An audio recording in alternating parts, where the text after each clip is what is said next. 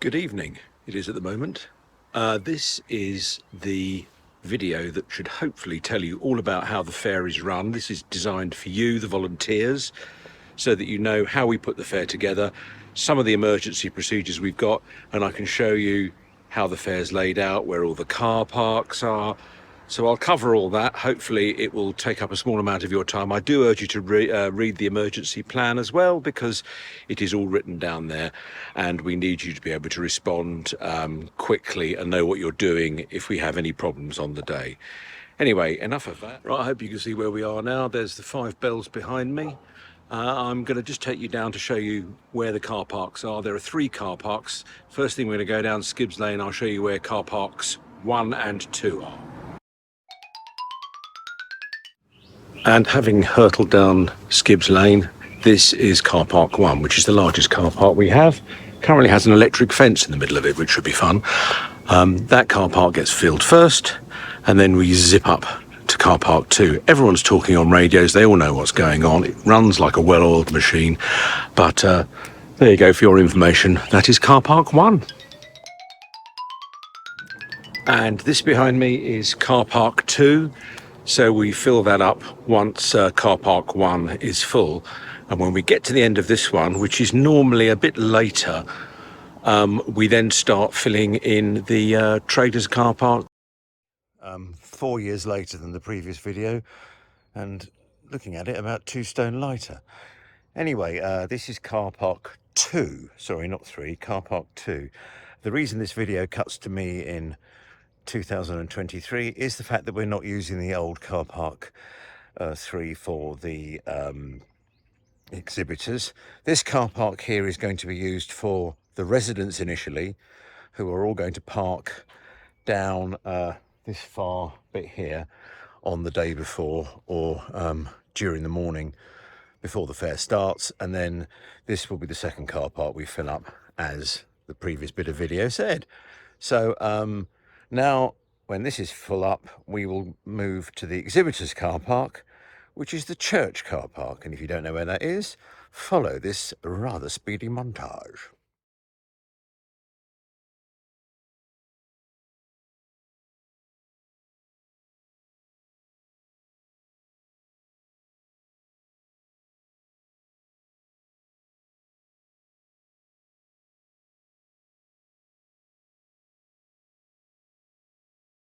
So here we are. This is the going to be the exhibitors car park and an overflow car park as far as we can use it. Once this is full, we have run out of car parking space. So let me just quickly show you it. This is the church car park. It goes quite way back. It goes on that side with all the trees. You can park under there. So there's quite a lot of space here. There will be a sign on I think this telegraph pole here that will indicate Chelsfield Village Fair parking. So it'll be the same style sign as all the yellow ones we've had in the past. And this gate will be open. The church have very kindly let us use that. So we're going to put the exhibitors up there during the morning, and then once car park 2 is full, how the road people manage it, I don't know, but they're going to turn them into here and park them up in this car park. And essentially that's it. That's the end of our car parking, and the rest of the video is as you saw it. It's not changed in any other way. So that's it. Thanks very much. Well, here we are, the junction where 2 of the main routes come in to the fair. We've got Warren Road, and then just down here we have Chelsfield Lane. A lot of the traffic comes down here and it gets funneled back down to the junction at the bottom, which I'll show you.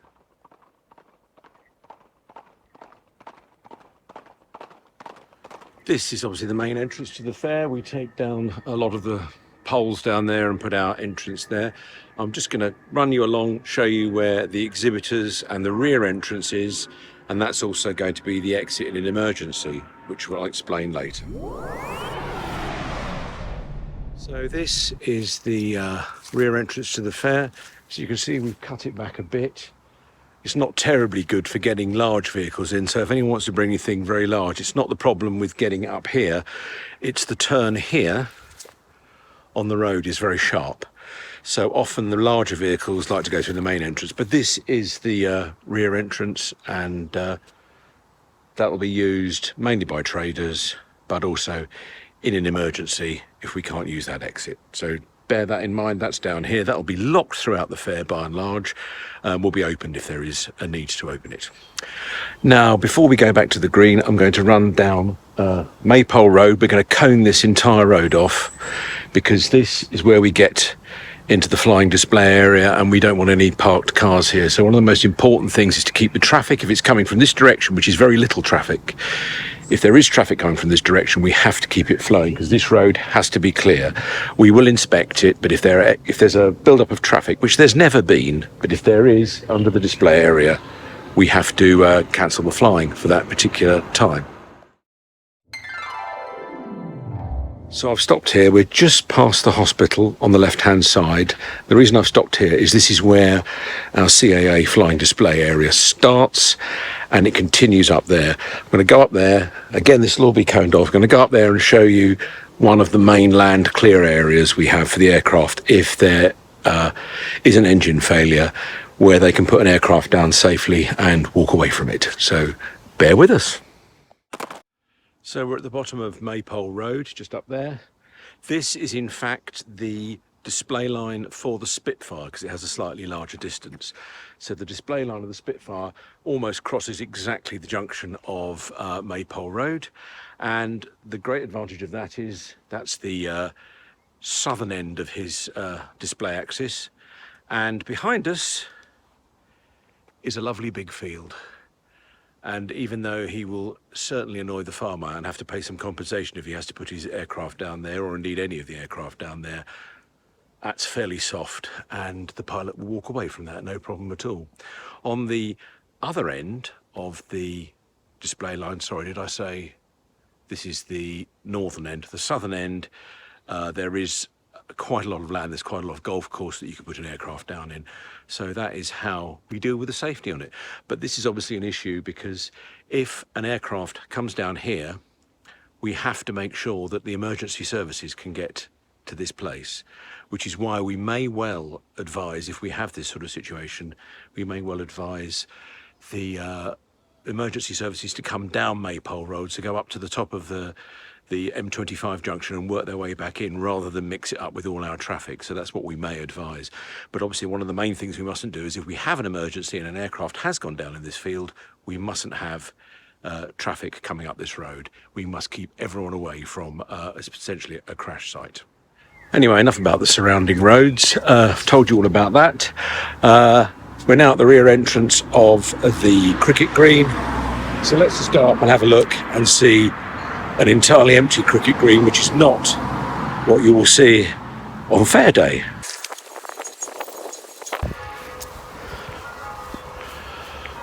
Right, a very empty cricket green.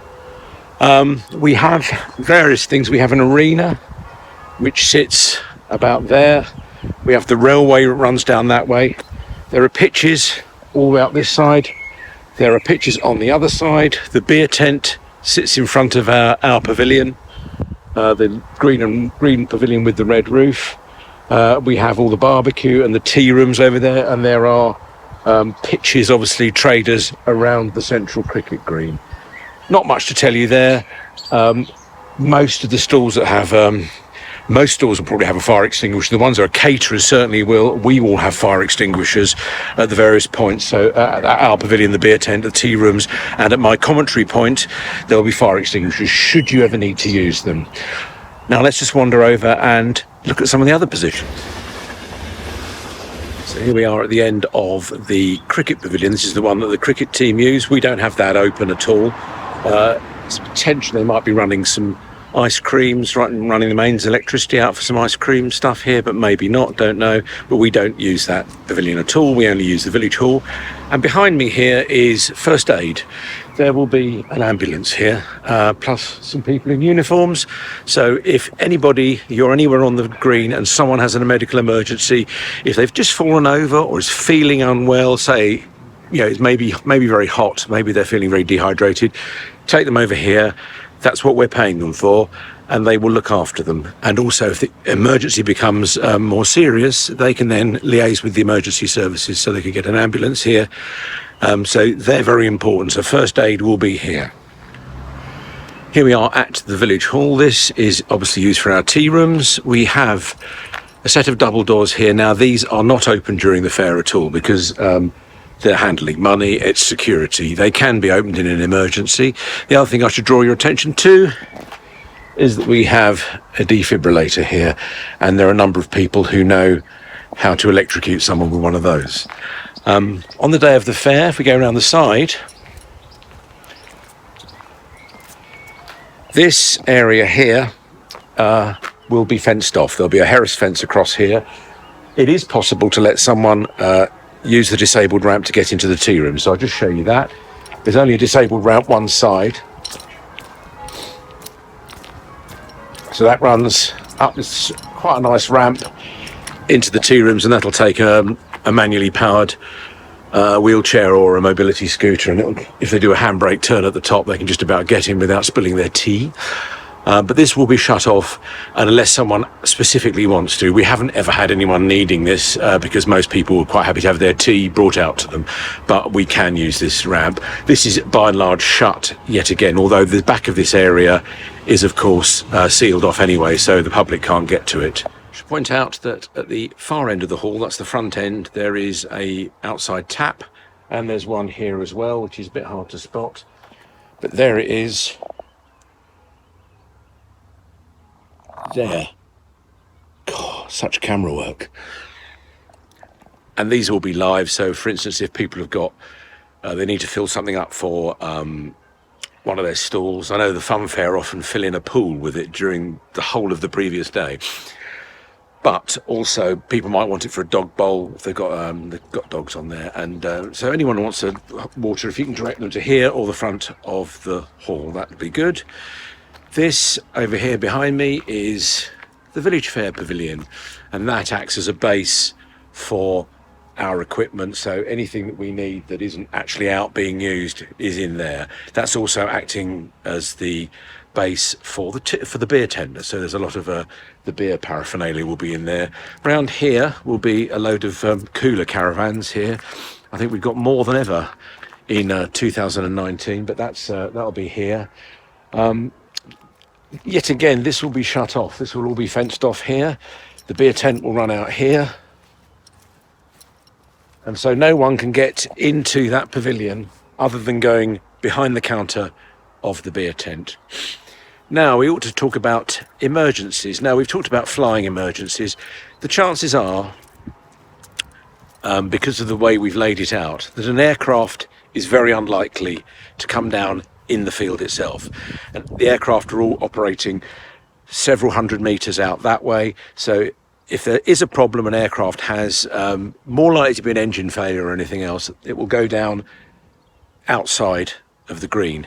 If the absolute worst happens and an aircraft does impact the corner of the green, we have to evacuate people, and the most important thing is to get people away as quickly as possible. We have to make a sensible judgment about the exit they use. If there's anything happening over there, the best thing to do is to get them out through the main gate, which will be down here. But if that's over capacity and it's safe to do so, we can let them out the rear gate. There is a footpath halfway up there going to Hewitt's. I would not recommend we use that unless there is a very, very good reason, because that is more likely to lead them towards any type of incident site. So if it lands here, that's the worst thing to happen. We will deal with it. We will get everyone away, but that is such an unlikely scenario. The more likely one, if we have anything at all, and these aircraft are very well maintained, but occasionally you have an engine failure, they will be coming down, possibly over there, possibly the other side of Court Road, but more likely to be over there because that's where the bulk of the display area is. What we'll do is we'll keep people on the field. The most important thing is to keep them here, because while they're here, they're not blocking the roads. Then the guys on the roads will be making sure that they keep the traffic away from the crash sites and not directing stuff up Bucks Cross Road towards any potential crash site. They're going to be keeping it away and also making sure we can get emergency services through. We'll be liaising on radio throughout the whole thing, so we'll work out exactly what's going to go on there. But the one thing we will do is we'll keep the fair running. If there's any entertainment we can put on, we'll put entertainment on. There is absolutely no need to stop. In fact, that can be the worst thing you can do. So what we'll do is we'll try and keep people entertained until we can assess the situation. If there is a need to stop the fair, we will stop the fair. But up until that point, we will assume that we can keep going, and the vital people who need to do the emergency stuff will be working hard. But obviously, if anything like this happens, anything goes wrong, serious goes wrong, the volunteers just want you to be absolutely on your toes and respond to everything we need you to do.